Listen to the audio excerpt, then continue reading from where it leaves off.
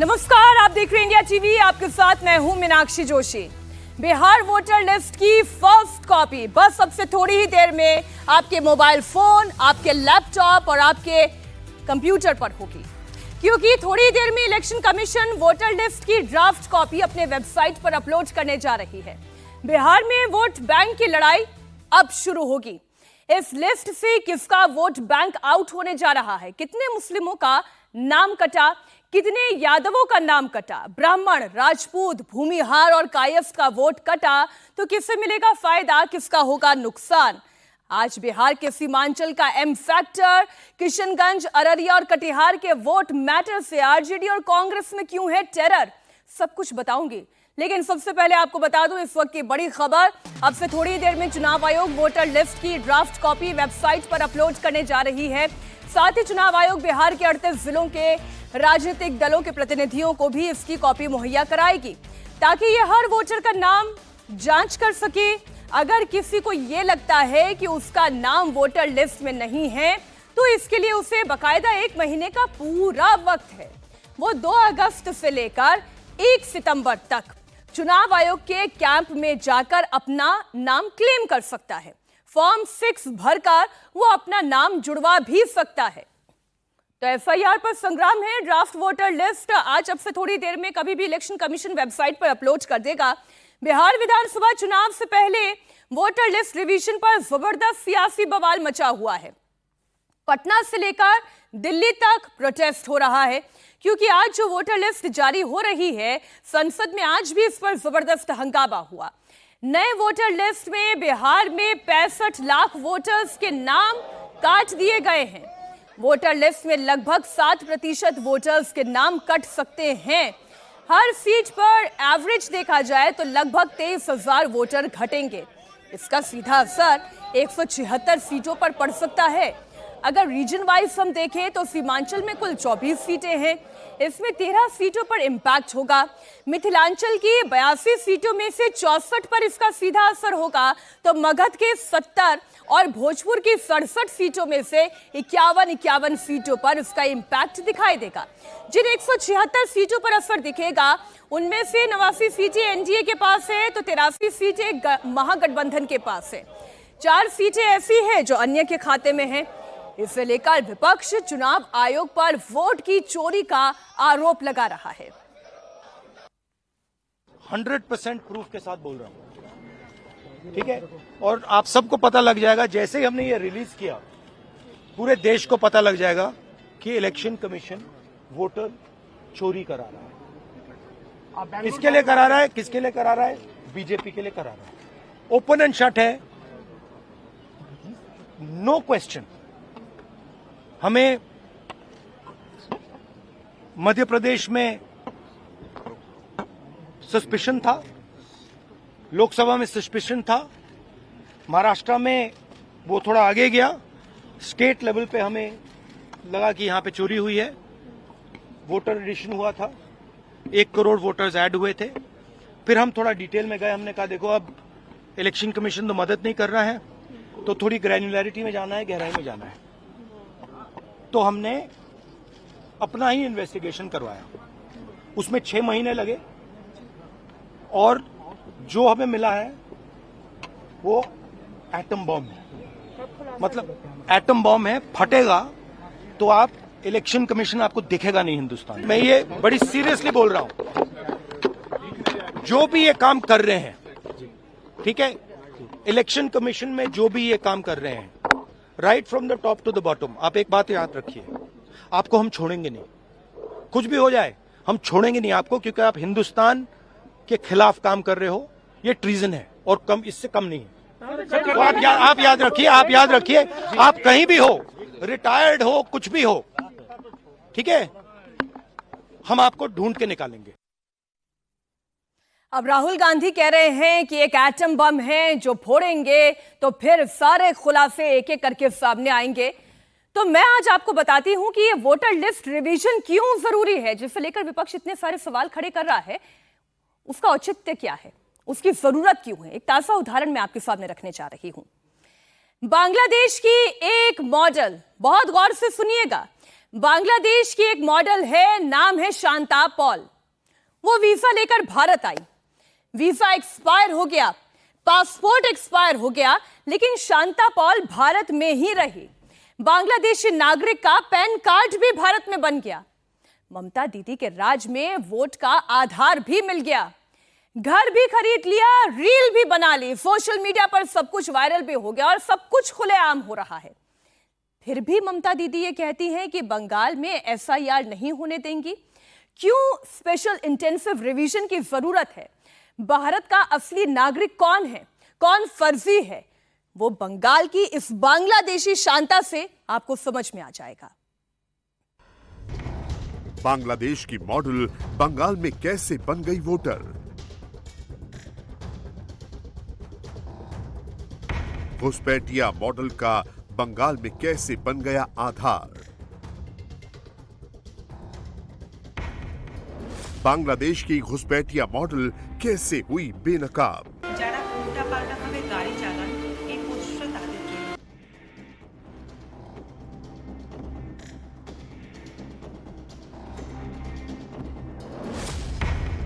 घुसपैठिया model के कौन और कितने मददगार? बंगाल में घुसपैठ के और कितने मॉडल तैयार?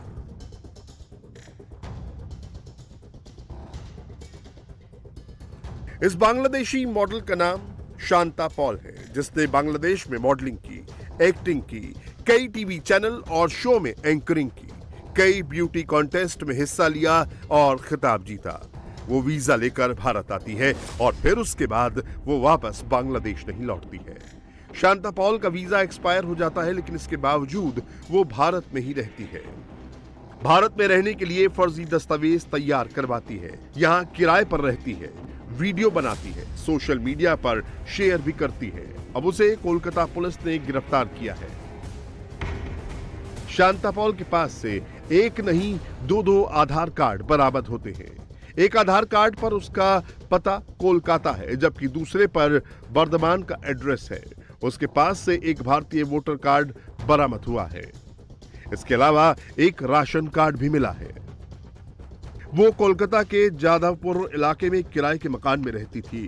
पुलिस के मुताबिक यहां वो एक शख्स के साथ रहती थी जिसका नाम शेख मोहम्मद अशरफ है, जिसे वो अपना पति बताती थी।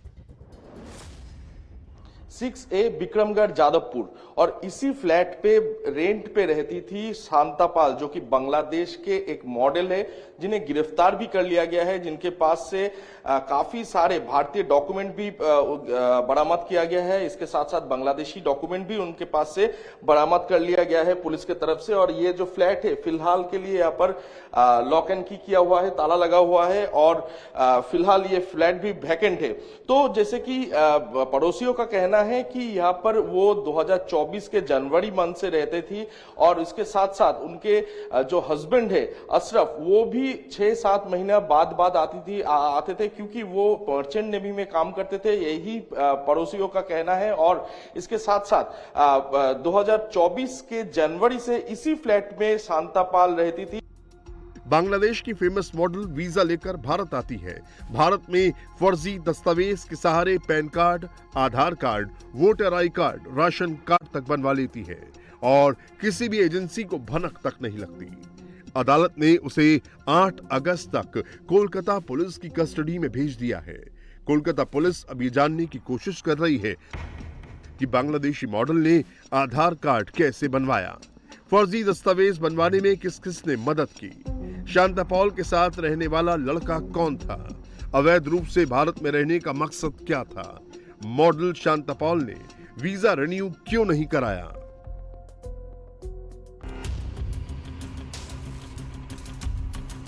शांता पॉल को पुलिस ने जिस घर से गिरफ्तार किया है वहां वो किराए पर रहती थी, लेकिन उसने अपना एक घर भी खरीद रखा था जो कोलकाता के राजेंद्र प्रसाद कॉलोनी में है। उस मकान का बिजली का बिल भी शांता पॉल के नाम से आता था। ये शांता पॉल के खरीदे हुए घर का बिजली का बिल है, जिस पर उसका नाम शांता पॉल लिखा हुआ है। एड्रेस में 1/64 राजेंद्र प्रसाद कॉलोनी कोलकाता लिखा हुआ है।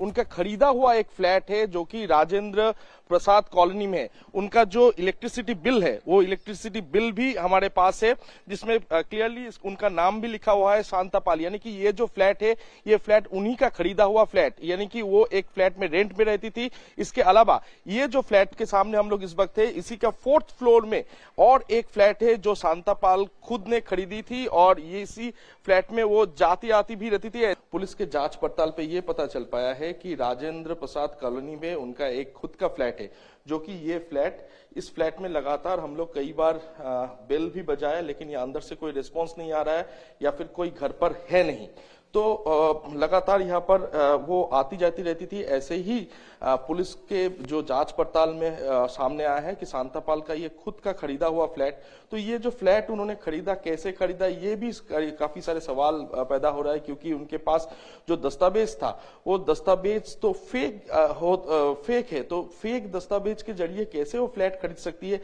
ये भी लगातार सवाल उठ रहा है। पुलिस पूरी मामले की जांच पड़ताल कर रही है। अब शांतापाल का पैन कार्ड देखिए, जिस पर उसका नाम लिखा है, पिता का नाम स्वप्नपाल लिखा है। अब शांतापाल के आधार कार्ड को देखिए, आधार कार्ड को जारी करने की तारीख 6 फरवरी 2020 लिखी गई है, जबकि आधार कार्ड को 29 फरवरी 2020 को डाउनलोड किया गया है। मतलब 5.5 साल पहले ही बांग्लादेश की रहने वाली मॉडल भारत में अपना आधार कार्ड बनवा चुकी थी। शांतापाल बांग्लादेश के 22 साल की रहने वाली है। वो बांग्लादेश की एयरलाइन कंपनी रीजेंट एयरवेज में काम भी कर चुकी है। शांतापाल ने अपने करियर की शुरुआत मॉडलिंग से की थी। फ्रेश लुक नाम की मॉडल हंट प्रतियोगिता से पहली बार उसे पहचान मिली थी। साल 2019 में मिस एशिया ग्लोबल प्रतियोगिता में टॉप 5 में पहुंची और मिस ब्यूटीफुल आईज का खिताब मिला। पॉल एक बांग्लादेशी एयरलाइन के क्रू मेंबर के रूप में भी काम कर चुकी है और कोलकाता समेत कई देशों में यात्रा कर चुकी है। कोलकाता पुलिस ने जब उसके घर की तलाश ली तो वहां से कई बांग्लादेशी पासपोर्ट, रीजेंट एयरवेज का एक एम्प्लॉय कार्ड, ढाका में माध्यमिक शिक्षा का एक एडमिट कार्ड भी मिला है। शांतापाल का एक मैरिज सर्टिफिकेट भी मिला है, जिसमें अहमद शेख को उसका पति बताया गया है। शादी की तारीख 30 मई 2025 लिखी गई है। अहमद शेख का एक ड्राइविंग लाइसेंस भी पुलिस को मिला है, जिस पर उसका एड्रेस। शांतापाल के एक दस्तावेज को देखिए, ये 21 नवंबर 2023 को कोलकाता के सियालदह कोर्ट में नोटरी किया गया है, जिसमें शांतापाल के साथ साथ एक विश्वजी गिरी नाम के शख्स का साइन है। मतलब बांग्लादेश की रहने वाली मॉडल वैध वीजा के जरिए भारत आती है। भारत के नागरिकों के पास जो वैध डॉक्यूमेंट होते हैं वो सारे डॉक्यूमेंट बना लेती है, जैसे आधार कार्ड, पैन कार्ड, बिजली का बिल, यहाँ तक कि वोटर आई कार्ड। ऐसे में सवाल उठना तो लाजमी है कि जब एक मॉडल जिसे दुनिया जानती है वो घुसपैठिया होकर भारत का वोटर बन सकती है, तो फिर बाकी घुसपैठिए जो चोरी छिपे बॉर्डर लांघकर भारत आते हैं, उन्होंने अपने डॉक्यूमेंट कैसे नहीं बनाए होंगे। बिहार में वोटर लिस्ट पर घमासान मचा हुआ है तो उत्तर प्रदेश में महिला सम्मान को लेकर सियासी पारा हाई है। डिंपल यादव पर मौलाना साजिद रशीदी के विवादित बयान को बीजेपी ने लपक लिया। अखिलेश मौलाना के बयान पर चुप हैं, इसे लेकर बीजेपी उन्हें चौतरफा घेर रही है। आज लखनऊ में बीजेपी ने डिंपल यादव के समर्थन में मोर्चा निकालकर अखिलेश यादव को बड़ा पॉलिटिकल मैसेज दे दिया है। क्या है वो मैसेज और इससे कैसे बढ़ गई है अखिलेश यादव की टेंशन, इस एक्सक्लूसिव रिपोर्ट में देखिए। डिंपल के सम्मान में बीजेपी मैदान में।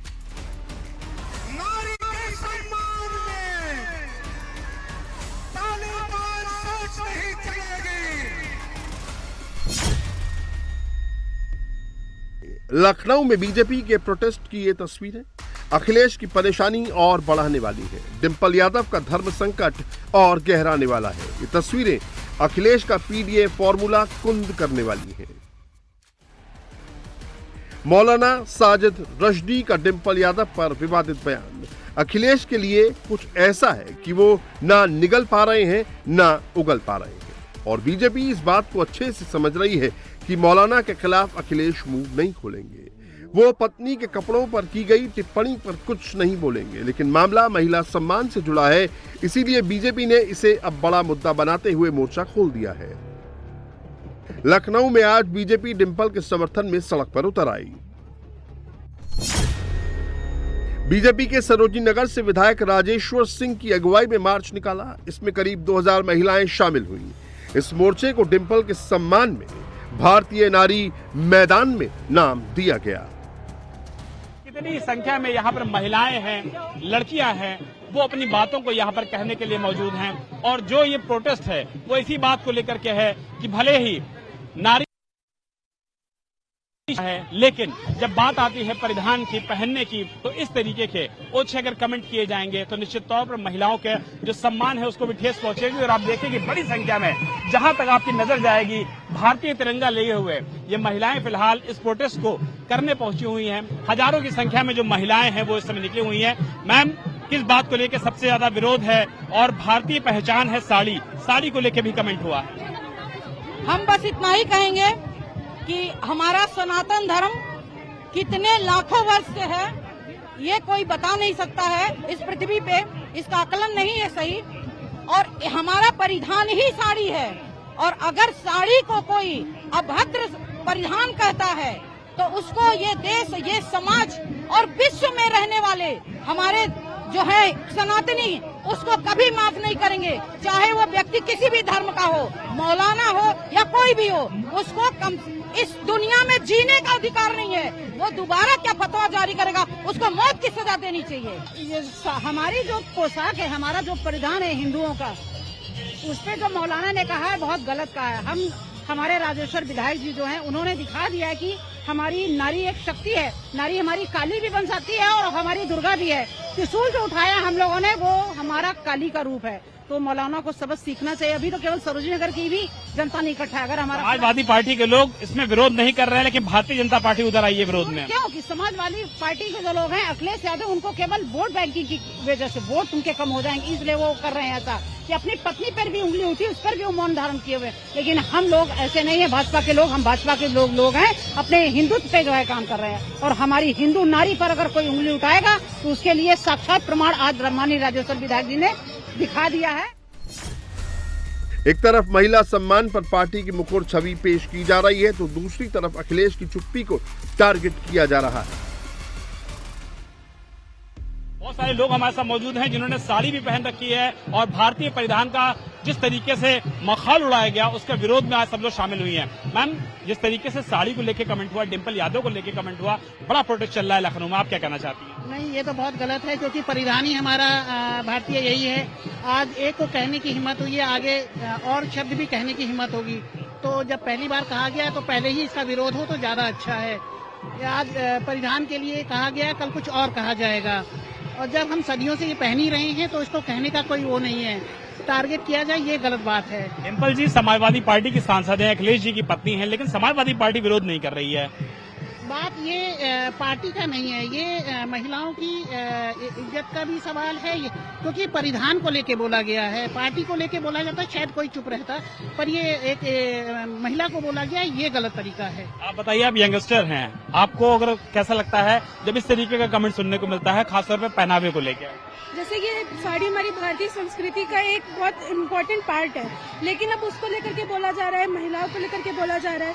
यहाँ पे नारी सशक्तिकरण के लिए बात उठाई जाती है, लेकिन उनकी ऐसी छोटी छोटी चीजें जो हमारा परिधान है, जो हमारी संस्कृति से जुड़ा है, और साड़ी से संस्कृति का पार्ट नहीं है, अब वो ऐसा हो गया कि हम लोग की बॉडी का पार्ट है।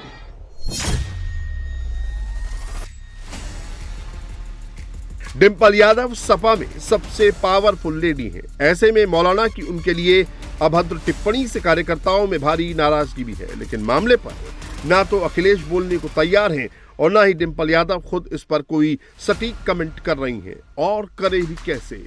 उनके लिए धर्म संकट जो खड़ा हो गया है, क्योंकि एक तरफ जहां बात सम्मान से जुड़ी है तो दूसरी तरफ पार्टी की पॉलिटिकल लाइन का भी तो ख्याल रखना है। अखिलेश के पीडीए फॉर्मूले को भी तो बचाना है।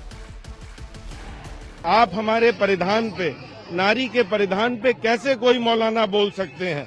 ये बिल्कुल गलत है। ये जो विचारधारा थोपने का प्रयास चल रहा है कि नारियां हमारी रोजगार में ना जाएं, और बगल के देशों में जो इस विचारधारा ने किया बेटियां आज अफगानिस्तान में 15 लाख से ज्यादा बेटियां घरों पे पढ़ने नहीं जा सकती, नारी घर से बाहर अकेले नहीं निकल सकती, रोजगार पे नहीं जा सकती। ये गलत है, ये विचारधारा हम नहीं चलने देंगे। और जो दल इसका मौन समर्थन कर रहे हैं, ये सबसे ज्यादा कृत्रित कार्य कर रहे हैं, हम सब उनकी निंदा करते हैं। हैरानी की बात है कि अखिलेश यादव या उनके पार्टी का कोई भी नेता विरोध नहीं वोट कर रहा। बैंक सत्ता के लिए कांग्रेस पार्टी, समाजवादी पार्टी किसी स्तर तक गिर सकती है। शाहबानो केस पलट दिया, मात्र 180 रुपया उस गरीब महिला को मिलना था एलिमनी, कांग्रेस ने शहबानो केस पलट दिया। अखिलेश यादव चुप है, आतंकवादियों के मुकदमे छोड़ सकते हैं तुष्टीकरण के लिए, बहुत गलत है। बीजेपी का कहना है कि डिंपल के अपमान पर अखिलेश को पहला स्टैंड लेना चाहिए था। लेकिन सवाल यह है कि अखिलेश मौलाना साजिद रशदी के बयान को गलत क्यों नहीं बता रहे। वो किसी बड़ी मजबूरी में दबकर पार्टी के महिला सम्मान पर आक्रामक रणनीति को कमजोर पड़ने दे रहे हैं। अखिलेश इस मामले में वेट एंड वॉच की नीति पर चल रहे हैं। नेताओं कार्यकर्ताओं को विरोध जताने की छूट दे दी गई है, लेकिन बड़े नेताओं का मौन जारी है।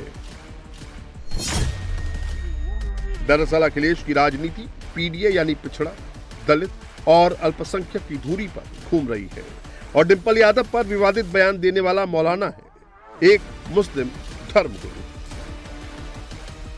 इसीलिए अखिलेश 27 विधानसभा चुनाव के मैच से पहले पिच का मिजाज खराब नहीं करना चाहते। मुस्लिम वोट बैंक अखिलेश की मजबूरी।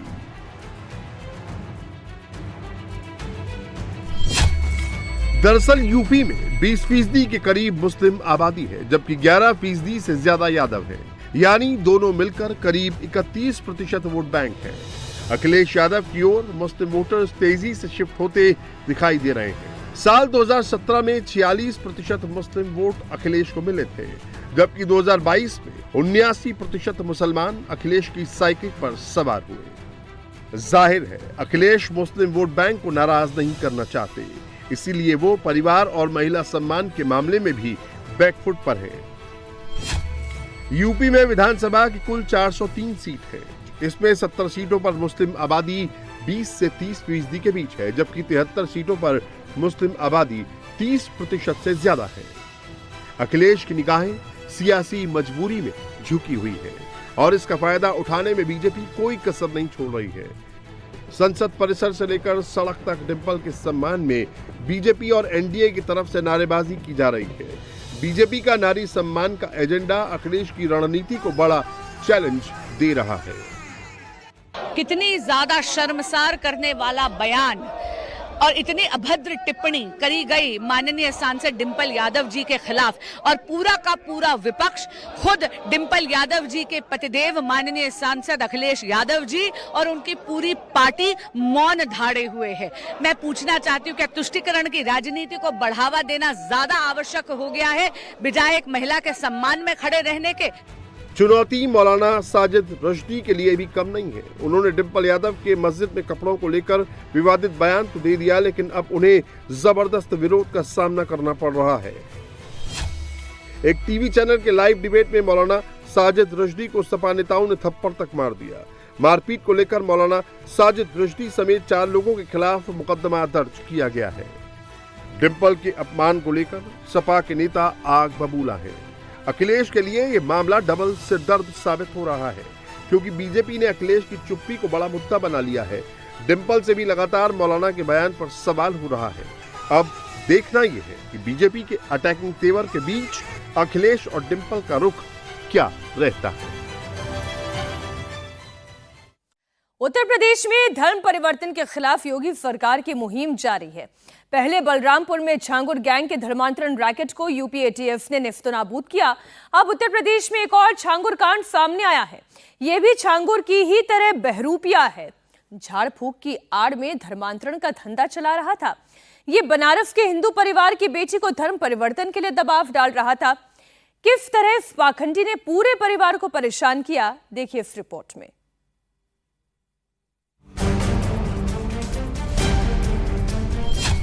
बनारस में सामने आया झांगुर जैसा कांड। इलाज के बाद हिंदू परिवार की ब्लैकमेलिंग, बेटी का धर्म परिवर्तन निकाह का दबाव। यूपी में छांगुर बाबा जैसे कितने ढोंगी किसी संत महात्मा की तरह आसन जमा कर बैठे इस शख्स को देखिए।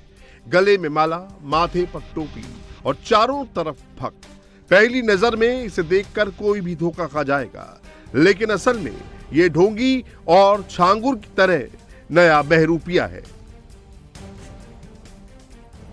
बलरामपुर के छांगुर ने ताबीज बेचने के बहाने धर्म परिवर्तन का धंधा चमकाया। ये ढोंगी बनारस में पीर बाबा बनकर झाड़ फूक के नाम पर धर्म परिवर्तन में लगा था। अब इसका असली चेहरा सामने आ चुका है। पुलिस के शिकंजे में आ चुके इस शख्स का नाम है डॉक्टर नईम कादरी उर्फ पीर बाबा। इसने बनारस के एक परिवार को धर्म परिवर्तन के लिए कितना टॉर्चर किया, ये हम आपको बताते हैं, लेकिन पहले इसकी असलियत जान लीजिए। ये बनारस में नई सड़क के शेख सलीम फाटक इलाके में रहता है। यहीं पर इसकी डिस्पेंसरी है, जहां वो दिन में प्रैक्टिस करता था और फिर रात को झाड़ फूक करता था।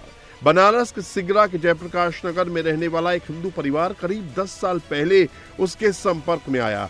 इस बार इस परिवार का भरोसा जीतने के बाद उसने परिवार की महिला को अपने जाल में फंसाना शुरू कर दिया। वो इलाज के नाम पर महिला को दवा देता, जिसके असर से वो बेहोश हो जाती। महिला को जब होश आता तो लगता कि उसके साथ गलत हुआ है। इस तरह वो महिला का यौन शोषण करता रहा। महिला को अपने जाल में फंसाने के बाद उसने महिला की बेटी पर धर्म परिवर्तन के लिए दबाव बनाया। उस पर अपने नाम के आगे खान लिखने के लिए जोर डाला। अपने साथ निकाह की धमकी दी। ऐसा नहीं करने पर अंजाम भुगतने की धमकी दे रहा था। तो हमसे बोले कि अपने बच्चों को थोड़ा भेजो। हम मेरी बेटी बोली कि हम लोग कहीं नहीं जाएंगे। तो उसी पर हमें मारना पीटना चालू किया और हमसे बोले कि अपनी बेटी का निकाह करवाओ। अपनी बेटी का बोल रहे हैं कि हम निकाह करवाओ और मुस्लिम धर्म में शादी करवाएंगे। अपनी बेटी की आईडी बनवाओ, आधार, उस पर लगवाओ खान। आप धर्म चेंज करो अपना। हमसे बोल रहे हैं कि तुम लोग मुस्लिम धर्म में और तुम लोग मुस्लिम बनो। बताइए, हमारी बेटी को हमारे पति के आईडी पे सेठ लगा है, मेरी आईडी पे देवी लगा, और मेरे बच्चों के कह रहे कि आईडी बनवाओ खान नाम से। इस परिवार पर नईम कादरी का इतना असर था कि उसकी हर बात पर आंख मूंद कर भरोसा करते रहे। इसका फायदा उठाते हुए नईम कादरी ने इन लोगों को अपने घर परिवार और रिश्तेदारों से दूर करना शुरू कर दिया। परिवार रिश्तेदार को दूर करने के बाद उसने इस परिवार के घर आना जाना शुरू कर दिया। हद तो तब हो गई जब ये ढोंगी 23 जुलाई को घर में घुस आया और बेटी के निकाह की धमकी देने लगा। फिर 29 जुलाई को महिला के पति की दुकान पर पहुंच गया। वहां भी बेटी के निकाह नहीं कराने पर गोली से मारने की धमकी देने लगा। तब से हमसे हमारे रिश्तेदारों से दूरी बना दी है। दूरी बना करके कि वो ठीक नहीं है, ये भाई तुम्हारा ठीक नहीं है, वो भाई ठीक नहीं है। धीरे धीरे करते करते हम लोग उनके बातों में आते गए। हमारा दिमाग हम लोग का फिराते गए। अपने जादू से या जो भी तरीके से पढ़ाई करके जादू टोना से हम लोग इनके फेवर में हो गए थे, मतलब इनके तरफ हो गए। जो ये कहते चले गए हम करते चले गए। हम लोग हमारे बच्चों को पढ़ने नहीं दिए। क्या करेंगे पढ़ के, और हमारे साथ ऐसा व्यवहार करने लगे। धीरे धीरे घर में हम अपने घर से काम पे चले जा रहे हैं, घर पे आ जा रहे हैं। घर पे आके कपड़ा उतार के सो जा रहे हैं। हमारी वाइफ मना कर रही हैं, क्या बताइए घर में बड़ा लड़की हो गई है, लड़के हो गए हैं, क्या उससे क्या हुआ है, हम तो भी तो घर के गार्जियन हैं। इस तरीके से कई बार आए गए, कहने पे मारपीट करने लगे। बहुत मारे पीटे और धमका के जाते थे बच्चों को। अगर तुम अपने बाप से कहोगी तो तुम लोग तो बेटी से कहते कि तुम अगर कहोगी तुम लोग तो लड़के को काट के फेंक देंगे। इस परिवार के लोग नईम कादरी से इतना परेशान हो गए थे कि खुदकुशी करने की सोचने लगे थे। सुसाइड नोट भी तैयार कर लिया था, लेकिन लोगों के समझाने बुझाने के बाद उन्होंने पुलिस से नईम कादरी की शिकायत की। अब ये ढोंगी जेल पहुंच चुका है। इस वक्त एक बड़ी खबर आ रही है महाराष्ट्र के पुणे से। पुणे में 2 गुटों में विवाद के बाद जबरदस्त तनाव है। धार्मिक स्थल पर तोड़फोड़ की गई है। बताया जा रहा है कि आपत्तिजनक व्हाट्सएप स्टेटस को लेकर विवाद हुआ। विवाद के बाद पुणे की दौंड में आगजनी हो गई। पुणे पुलिस ने आपत्तिजनक स्टेटस लगाने वाले को हिरासत में ले लिया है। हमारे सहयोगी दिनेश मौर्य इस खबर पर जुड़ गए हैं। हम उनसे भी इस पूरे मामले पर जानकारी लेंगे। चलिए दिनेश जुड़ गए।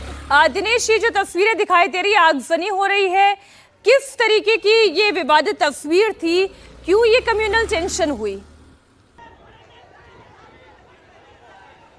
देखिए, दरअसल कुछ दिन पहले इसी इलाके में एक बड़े महापुरुष की मूर्ति है, उस मूर्ति की अवहेलना की गई थी। तभी से इस पूरे इलाके में तनाव का माहौल था। कल एक राजनीतिक दल द्वारा इसी इलाके में एक जनसभा भी ली गई, उसमें बड़ी संख्या में भीड़ आई थी, लेकिन सभा के बाद सब कुछ शांत था। लेकिन आज सुबह एक वर्ग विशेष के युवक द्वारा एक आपत्तिजनक व्हाट्सएप स्टेटस रखा गया, और यह स्टेटस महाराष्ट्र का नहीं बल्कि मध्य प्रदेश की घटना से जुड़ा हुआ एक आपत्तिजनक पोस्ट था। इस पोस्ट की जानकारी मिलते ही पुलिस ने तत्काल इस युवक को हिरासत में ले लिया, लेकिन तब तक यह पोस्ट वायरल हो चुका था, और उसी पोस्ट के वायरल होने के बाद उस इलाके में रहने वाले लोग बड़ी संख्या में इकट्ठा हुए। इस आरोपी युवक जो है उसके घर पर एक तरह से धावा बोल दिया गया, और जिस इलाके में वो रहता था वहां कुछ तोड़फोड़ की घटना करने का प्रयास किया गया। एक धार्मिक स्थल पर भी जो है वहां पर भी ये लोग पहुंचे थे। फिलहाल पुलिस की तमाम टीमें वहां पर मौजूद है। जिन जगहों पर आगजनी की गई थी, उन दिनेश, एक जानकारी आप और दें कि क्या ये सब कुछ एक साजिश के तहत किया गया, प्री प्लान्ड लग रहा है क्या पूरा पैटर्न, कि इस तरीके की तस्वीर डालेंगे, माहौल भड़केगा, आगजनी होगी, पथराव होगा, क्या सब कुछ सोच समझ के किया गया था? देखिए, केस अभी फिलहाल एकदम प्राइमरी स्टेज में, इसीलिए साजिश की बात को लेकर फिलहाल पुलिस का कहना है कि वो जांच करेंगे, तभी साजिश का कोई एंगल नजर आ पाएगा। लेकिन एक पैटर्न जरूर नजर आ रहा है कि पहले एक बड़े महापुरुष की मूर्ति की अवहेलना होना, उसके बाद आज सुबह एक पोस्ट होना, आपत्तिजनक पोस्ट किया जाना, और उसके बाद इस तरह से पूरी ये हिंसा होती है। तो कहीं ना कहीं यह एंगल हो सकता है, लेकिन फिलहाल इस पर कुछ भी कहना जल्दबाजी होगी, चूंकि पूरे इस इलाके में अभी भी तनावपूर्ण स्थिति बनी हुई है। तमाम बड़े अधिकारी पहुंच चुके हैं और आगे जांच की जा रही है कि आखिर इस पोस्ट का सोर्स क्या और किस इरादे से ये बिल्कुल ठीक। दिनेश, आप बने रहे हमारे साथ। इस वक्त की बड़ी खबर एक बार फिर दर्शकों को बता दें और ये दो तस्वीरें दिखा दें। महाराष्ट्र के पुणे में दो गुटों में विवाद के बाद जबरदस्त तनाव है। धार्मिक स्थल पर तोड़फोड़ की गई। बताया ये जा रहा है कि आपत्तिजनक व्हाट्सएप स्टेटस को लेकर ये विवाद शुरू हुआ, और विवाद के बाद पुणे का ये डॉन्ड इलाका जहां पर आगजनी हुई। पुणे पुलिस ने आपत्तिजनक स्टेटस लगाने वाले को हिरासत में ले लिया है और आगे की पूछताछ भी की जा रही है। लेकिन जैसा कि हमारे सहयोगी दिनेश मौर्य ये जानकारी दे रहे हैं कि पहले तो एक महापुरुष की मूर्ति के साथ बदसलूकी की गई, और उसके बाद ऐसी तस्वीर को पोस्ट कर देना माहौल को खराब करने की साजिश जैसा नजर आ रहा है। फिलहाल प्राइमरी फेज तो यही हम कह सकते हैं, लेकिन किस तरीके से इस पूरे हंगामे को शांत कराया जा सका है, उस पर हम थोड़ा और दिनेश से जानकारी ले लेते हैं। दिनेश, ये जो हम दूसरी तस्वीर देख रहे हैं, पथराव किया जाना और फिर आगजनी की तस्वीर भी सामने आना, पूरा सिलसिलेवार तरीके से घटनाक्रम एक बार फिर से हमारे दर्शकों को समझाएं। देखिए, 3 दिन पहले एक बड़े महापुरुष की मूर्ति थी, उस मूर्ति के साथ बदसलूकी की गई। तभी से ही जो लोग इस इलाके में रहते थे वो काफी ज्यादा नाराज थे। कल सत्ताधारी पार्टी के एक विधायक की बाकायदा वहां पर जनसभा हुई। इस जनसभा में बड़े पैमाने पर लोग भी इकट्ठा हुए, पुलिस बंदोबस्त भी था, लेकिन जनसभा के बाद सब कुछ सामान्य था, कोई अप्रिय घटना नहीं हुई। लेकिन अचानक आज सुबह एक युवक जो उसी इलाके में रहता है वो एक आपत्तिजनक स्टेटस व्हाट्सएप पर रखता है और एक तरह से चुनौती देने का प्रयास करता है, और इसी के बाद पुलिस चूंकि काफी अलर्ट थी और उन्हें लग भी ये रहा था कि शायद ऐसी कोई अप्रिय घटना हो सकती है, करने का प्रयास किया जा सकता है, और इसीलिए स्टेटस की जानकारी मिलते ही तत्काल जो स्थानीय पुलिस थी वो इस युवक के घर पर पहुंचती है, उसे हिरासत में ले लिया जाता है, पूछताछ भी शुरू होती है। लेकिन तब तक यह जो पोस्ट था वो बड़े पैमाने पर उस पूरे यवत इलाके में वायरल हो चुका था। बड़ी संख्या में युवक जो है वो हाथों में झंडे लेकर उस पूरे इलाके में घुस जाते हैं, और वहां पर जो आपत्तिजनक स्टेटस रखने वाला युवक है उसके घर पर पहुंचते हैं। वहां तोड़फोड़ होती है, एक गाड़ी को आग लगा दी जाती है, साथ ही में टायर जलाए जाते हैं। वहां एक धार्मिक स्थल है, वहां पर भी वो जाते हैं और वहां पर भी कुछ तरह का हंगामा होता है। लेकिन एक अच्छी चीज आपको बता दूं, ये पूरे विवाद के दौरान पुलिस तो जरूर एक्टिव थी, लेकिन उस इलाके में रहने वाले दोनों वर्गों के जो वरिष्ठ नागरिक है उन्होंने किसी तरह से हालात को कंट्रोल किया। अब पुलिस की टीम वहां पर बहुत पहुंची है। बहुत जरूरी है ये कि जब तक खुद दो कम्युनिटी आपस में लड़ना नहीं चाहेगी, फिर चाहे कितनी साजिशें हो जाए उन्हें लड़ाया नहीं जा सकता। बहुत शुक्रिया आपका पूरी जानकारी के लिए दिनेश। और बड़ी खबर आपको बता दें, महाराष्ट्र एटीएस के पूर्व अधिकारी महबूब मुजावर ने मोहन भागवत को लेकर बड़ा दावा किया। उन्होंने दावा किया कि महबूब मुजावर पर मोहन भागवत को अरेस्ट करने का दबाव बनाया गया था। अब एक और गवाह का बड़ा बयान सामने आ गया है। मालेगांव केस के गवाह मिलिंद जोशी राव ने कहा कि उन पर योगी आदित्यनाथ का नाम लेने का प्रेशर बनाया गया। योगी आदित्यनाथ से मिलने की झूठी बातें बोलने के लिए कहा जाता था। उन्हें स्केच दिखाए जाते थे। कई गवाहों से झूठे बयान भी लिए गए। मालेगांव केस के वही गवाह मिलिंद जोशी इस वक्त हमारे साथ इंडिया टीवी पर जुड़ गए हैं। मिलिंद जी, स्वागत आपका इंडिया टीवी पर। और ये बहुत बड़ी बात आप ये कह रहे हैं, योगी आदित्यनाथ का नाम लेने का दबाव बनाया गया, स्केचेस दिखाए जाते थे, दबाव डाला जाता था कि आप नाम ले लें। पहले तो आप ये बताएं कि जब आपसे पूछताछ शुरू हुई क्या कहा जाता था, आपसे क्या पूछा जाता था? देखिए, 2008 के दिवाली के समय की ये बात है। लक्ष्मी पूजन के पहले दिन हमें एटीएस ने उठाया था घर से और इंटरोगेशन चालू की थी। पहले एक हफ्ते तक तो इंटरोगेशन यहाँ तक सीमित थी कि आपके संबंध कर्नल पुरोहित से कैसे है, साध्वी को आप कैसे जानते हैं, इस तरह के था। एक हफ्ते के बाद शुरू हो गया कि आपके आरएसएस के साथ क्या संबंध है। मेरे मोबाइल के जो सेव्ड नंबर्स रहते उनको चेक किया गया। इनमें से हर आदमी का डिस्क्रिप्शन मुझे पूछा गया कि ये आदमी आरएसएस से जुड़ा है या नहीं जुड़ा है, ये कौन है, ये आरएसएस का आदमी है क्या, आप कभी आरएसएस में गए हैं क्या। तो फॉर्चुनेटली मैं कभी आरएसएस में गया नहीं था, तो मेरा आरएसएस से कोई संबंध ना होने की वजह से मुझे आरएसएस के बारे में ज्यादा जानकारी भी नहीं थी। फिर 10-15 दिन के बाद दबाव ये बढ़ने लग गया कि 5 नाम दिए गए कि ये नाम जो है, ये नाम आपको लेने पड़ेंगे, मैजिस्ट्रेट के सामने बोलने पड़ेंगे या फिर बयान पे लिख के देने पड़ेंगे। आप एक बात मैं खुलासे से बता दूं आपको, 2008 में योगी आदित्यनाथ जी का नाम कुछ बड़ा नेता ऐसे नहीं था जी। वो मेंबर ऑफ पार्लियामेंट थे, सांसद थे, लेकिन आज जो उनकी छवि है पूरे विश्व में वैसी उस समय नहीं थी। तो चाकि उनके बारे में जानकारी मुझे ज्यादा नहीं थी, तो योगी आदित्य जी का नाम या फिर आसिमानंद जी का नाम लेने का जो दबाव था, तो मुझे उसका महत्व उस वक्त तो नहीं समझ में आ रहा था। लेकिन चूंकि झूठ बोलना नहीं है ये पक्का था, तो मैंने वैसे भी ये 5 नाम जो बता रहे नहीं, मिलिंद जी, मुझे एक बात फिर से बताएं, ये थोड़ा दर्शकों को भी समझ में आना चाहिए कि पहले तो आपकी पूरी कॉल डिटेल देखी गई, कॉल डिटेल में, कॉल लिस्ट में आपके फोन बुक में कौन कौन से नाम सेव थे वो चेक किए गए। फिर आरएसएस से जुड़े हुए सवाल आपसे पूछे गए। फिर आप ये कह रहे हैं कि योगी आदित्यनाथ का नाम लेने का दबाव आपके ऊपर बनाया गया, और आप ये कह रहे हैं कि उस वक्त आप उन्हें उस तरह से नहीं जानते थे कि एक इतनी बड़ी शख्सियत है या सांसद है। उस तरह, उस 2008 की बात भी खैर पुरानी हो गई, तो क्या उनकी तस्वीर दिखाकर, उनका नाम बताकर फिर आपके ऊपर ये दबाव बनाया जा रहा था कि इस व्यक्ति का नाम लेना है, ये नाम लेना है? नहीं, तस्वीर योगी जी की या आसिमानंद जी की नहीं दिखाई थी, सिर्फ एक हाथ से निकाला हुआ स्केच दिखाया जाता था जिसका नाम उन्होंने बताया था कोई काका जी करके है, और बताते थे कि ये काका जी फलाना फलाना जगह पे आपको मिले थे, ये प्रोत्साहन दे रहे थे।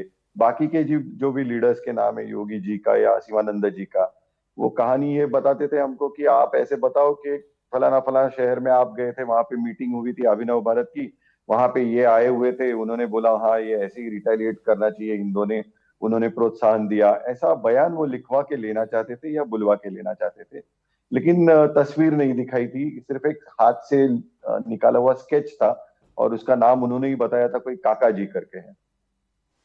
तो जब आपके ऊपर ये दबाव बनाया जा रहा था और आप बता रहे हैं उन 5 नामों में से एक नाम योगी आदित्यनाथ का भी था, तब आपका रिएक्शन क्या था? आपने क्या जवाब उन्हें दिया? और जो दबाव आपके ऊपर बनाते थे, क्या आप उनका नाम कोट कर सकते हैं?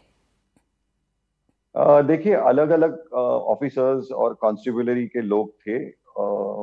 आपको इंटरोगेशन के बारे में 24 घंटे इंटरोगेशन चलता था, तो रोटेशन में ऑफिसर्स आते थे, कुछ घंटे के लिए ये आता था, चिल्लाता था, फिर दूसरा कोई आता था, तो नाम तो लेना उचित नहीं है, क्योंकि कुछ नाम मुझे पता है लेकिन वो लेना उचित नहीं है क्योंकि अभी इस दुनिया में वो नहीं है। तो हमारे सनातन धर्म में जो अभी नहीं है उनके नाम नहीं लिए जाते। और दबाव जो था वो पर्सनली मारा नहीं था मुझे, अलग दूसरे कोई विटनेसेस थे, उनको फिजिकली भी मारा गया था, लेकिन मेरे ऊपर दबाव डाला गया था कि तुम्हारे परिवार को हानि पहुंचाएंगे, तुम्हारी पत्नी कहाँ पे काम करती है हमें पता है, तुम्हारे छोटे बच्चे कौन से स्कूल में जाता है हमें पता है। तो इस प्रकार का पारिवारिक दबाव बनाने की काफी कोशिश की थी। और आदमी कितना भी स्ट्रांग हो लेकिन परिवार की बातें जब आती है तो थोड़ा बहुत पिघल जाता है। लेकिन एक बात तय थी, 15 या 20 दिन जब इंटरोगेशन के हो गए थे तो मतलब ऐसे हालात थे कि अभी या तो ये लोग मुझे अरेस्ट करेंगे या फिर एनकाउंटर में मार डालेंगे। तो झूठे लोगों के नाम लेके कुछ फायदा नहीं, ये पक्का हो गया था मन में। तो मैं उनसे बोलता था कि मैं किसी भी हालत में आपको कोई स्टेटमेंट नहीं दूंगा और किसी का नाम नहीं लूंगा जिन्हें मैं जानता नहीं हूँ। अच्छा, आपको क्या लगता है कि इतना दबाव आपके ऊपर बनाया जा रहा था कि योगी आदित्यनाथ का नाम ले लें या आरएसएस के नेताओं का आप नाम ले लें, और जबकि आपका कोई एफिलिएशन आरएसएस से था भी नहीं, क्या एस्टैब्लिश करने की कोशिश हो रही थी? एस्टेब्लिश, देखिए एक बात उस वक्त पे जो समझ में आ रही थी इंटरोगेशन के दरमियान के हम एक सिर्फ अभिनव भारत एक सिर्फ माध्यम है और उनका असल में टारगेट राष्ट्रीय स्वयंसेवक संघ था और उनके कुछ चुनिंदा लोग थे, ये समझ में आ रहा था। लेकिन शायद उनकी गलती थी कि उन्होंने गलत लोगों को पकड़ लिया जिनका आरएसएस से कोई संबंध ही नहीं। ऐसे लोगों को पीट पीट के बता रहे थे कि आरएसएस के साथ के संबंध तुम बताओ क्या है और क्या नहीं। तो कोई बोल नहीं पा रहा था क्योंकि हम अपने जीवन में कभी राष्ट्रीय स्वयंसेवक संघ की शाखा में गए नहीं है, तो कैसे बताए फिर। तो वो लिंक वो एस्टेब्लिश नहीं कर पाए। लेकिन बाद में कुछ दिनों के बाद स्वामी आसीमानंद जी को झूठे केस में उन्होंने फंसाया था, ये तो सबको मालूम है। उनके ऊपर भी दबाव बनाया था, उनसे भी एक झूठा बयान लिया था, उन्होंने ये बातें सारी कोर्ट में बताई हुई है। तो अल्टीमेट टारगेट आरएसएस और हिंदुत्ववादी संगठन ही थे। अच्छा, एटीएस के एक पूर्व अधिकारी महबूब मुजावर, आपने भी उनका भी रिसेंट बयान सुना होगा। मैं दर्शकों को भी ये खबर दे रही थी और उन्होंने ये कहा कि उनके ऊपर बकायदा ये दबाव बनाया गया था कि मोहन भागवत को भी उठा कर लाओ। जी, मैंने सुना, मीडिया के जरिए से सुना। मेरे ऊपर कोई ऐसा दबाव उस वक्त नहीं था कि मोहन जी भागवत जी का नाम मैं लूं। मुझे जो 5 नाम बताए गए थे उनमें से प्रोमिनेंट नाम था योगी आदित्यनाथ जी का, जो अभी प्रोमिनेंट हुआ है। उस वक्त वो प्रोमिनेंट नाम नहीं था। फिर आसीमानंद जी का था और 3 और लोग थे, उसमें से एक वो स्केच वाला आदमी था जिसे काका जी कहते थे। आप आइडेंटिफाई कर पाए फिर बाद में ये काका कौन है जिसका स्केच आपको दिखाया गया? नहीं, बिल्कुल नहीं, बिल्कुल नहीं। अच्छा, ये मिलिंद जी, ऐसा क्यों लग रहा है कि जो आप बात बता रहे हैं कि बकायदा जो लोग भगवा कपड़ा पहनते थे या जिनका आरएसएस से या बीजेपी से कोई कनेक्शन था या जो हिंदुत्ववादी सोच के थे, हिंदू आइडियोलॉजी के थे, उन्हें टारगेट किया जा रहा था? जी बिल्कुल बिल्कुल। हालांकि अभिनव भारत संगठन जो है वो बहुत ही मतलब जस्ट पैदा हुआ था। आपको अगर तफसील में बताऊं मैं तो 2007 में हमने रजिस्टर कराया अभिनव भारत और 2008 में ये केस लगवाया गया। इसमें सिर्फ हिंदू समाज को टारगेट नहीं किया गया था मैडम, इसमें इंडियन डिफेंस फोर्सेस को भी टारगेट किया गया था। लेफ्टिनेंट कर्नल प्रसाद पुरोहित को एक्यूज्ड बना के उन्होंने आर्मी की इमेज भी टार्निश करने की कोशिश की थी। और पैटर्न जो मैं आज देखता हूँ 2025 में कि 2008 से ही उन्होंने डिफेंस फोर्सेस के ऊपर लांछन लगाना शुरू कर दिया था। बाद में भी आप देखेंगे। नहीं सर, अब तो ये देखिए, जो भी है कोर्ट में दूध का दूध पानी का पानी हो गया। लेकिन एक आखिरी प्रश्न मैं आपसे पूछना चाहती हूँ, बड़े एक संक्षेप में उत्तर दीजिएगा। इतने साल हो गए इस केस को, आप आज ये बात कह रहे हैं तो कई सवाल इस बात पर भी उठ रहे हैं कि आज ये गवाहियां क्यों आ रही हैं, आज ये खुलासे क्यों हो रहे हैं? जी देखिए, एज अ विटनेस दिसंबर 2021 में यही बातें मैंने कोर्ट में कही थी। और कोर्ट की एक गरिमा होती है और जब कोर्ट चलता है और मैटर सब जुडिस होता है तो कोर्ट में जो बातें बताई गई है वो बाहर बताना उचित नहीं होता है। और हम इस देश के नागरिक है, संविधान को पालने वाले लोग हैं, तो इसलिए आज तक कभी बताए नहीं। कल जब रिजल्ट आया और सारे एक्विटल्स हो गए, तभी जब सवाल पूछने शुरू हो गए कि एग्जैक्टली क्या हुआ था, मैं अभिनव भारत संगठन का अध्यक्ष हूँ, इसलिए मेरे काफी सारे इंटरव्यू शुरू हो गए। कुछ पत्रकार भाई ऐसे भी है जिनके संपर्क में मैं बहुत पहले से था, उन्हें एग्जैक्टली पता था उस वक्त क्या चल रहा है और क्या तो नहीं मतलब चल रहा है। तो पूरी प्लानिंग ये थी, अगर आपके बयानों को मैं सच मान के ही इस बात को रखूं, तो ये प्लानिंग पूरी ये थी कि योगी आदित्यनाथ को भी इस ब्लास्ट केस में फंसा लेना था, इनका नाम भी आ जाता अगर आपकी गवाही हाँ में होती। बहुत शुक्रिया मिलिंद राव जी हमारे साथ जुड़ने के लिए, इंडिया टीवी को समय देने के लिए। Thank you.